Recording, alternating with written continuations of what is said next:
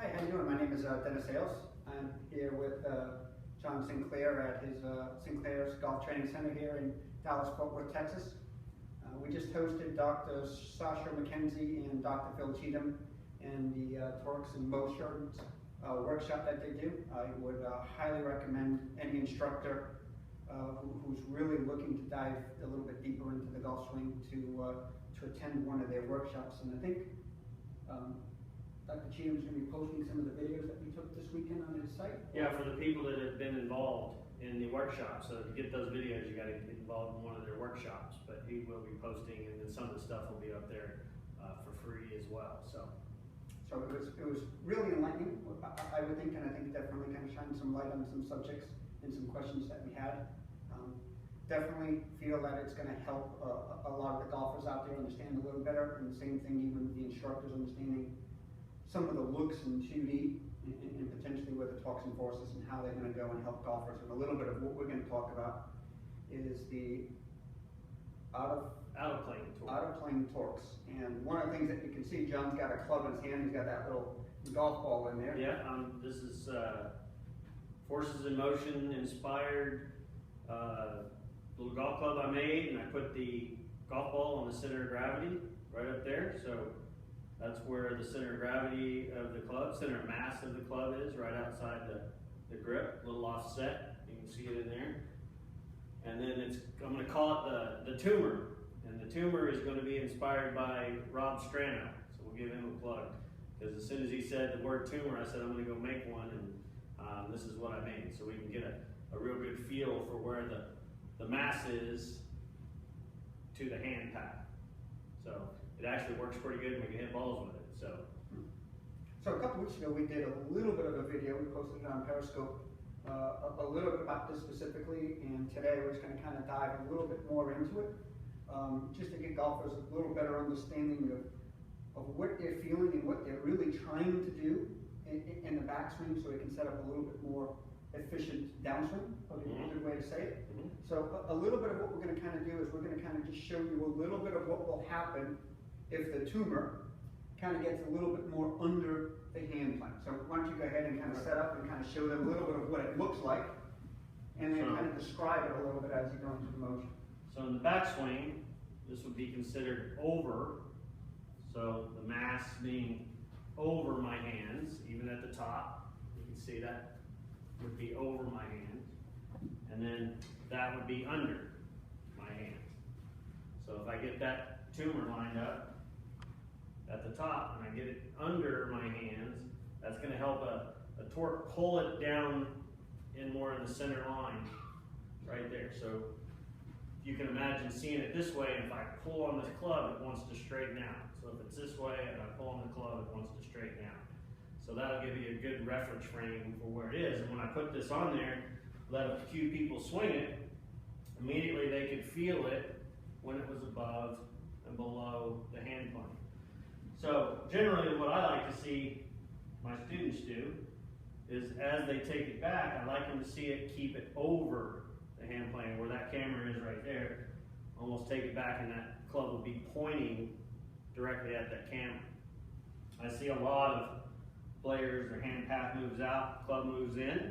When they do that, as they go to the top, they're going to want to, this force is going to want to, the torque's going to want to pull it back in line. So what is that going to do? When they do this, it's going to come down, over, and usually you'll see them hang on and hit the big slices. Yeah. So what we'd rather see them do, take it over this way here, as they get to the top, start to drop it under, come down. And this doesn't matter if you hit a fade or a draw. A lot of people feel like if I lay this club down, it's going to promote more of a hook or a draw, but it's not. Faders do it, and so do drawers. So just take it back, lay it down a little bit, and then let that torque help you square the face, tossing the club back out. If you're going to draw it, you probably have it a little bit later in the downswing under the hand plane, maybe to shaft vertical.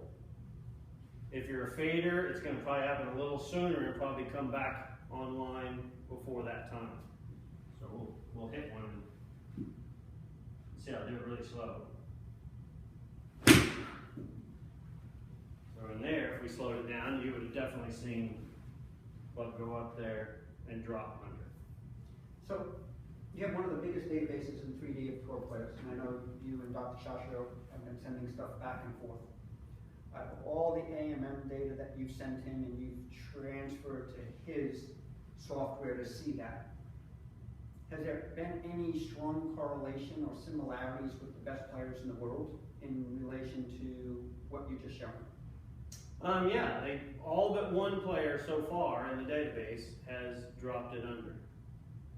And that'd be the biggest correlation. And the drawers will have it staying under more, if you look at it this way, to chef parallel right in there. And the faders usually, it starts to peak right in here, and it's a little later. So that's biggest consistent correlation. The time when it kind of shifts back over and the magnitude of the shift is the biggest thing. Yes.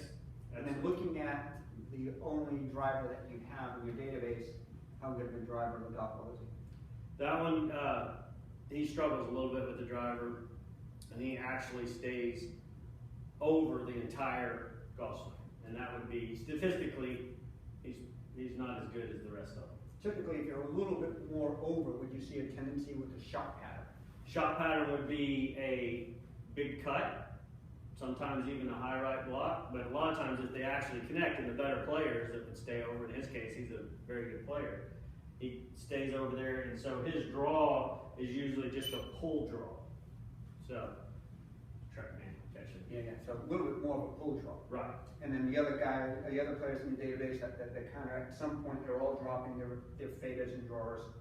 And it's the timing of when this comes back in line, gets thrown out, is where I see the differences between the faders and the drawers. Okay, so would you say that that would be a stronger correlation to how good somebody is versus being or having a lead rest and extension or inflection?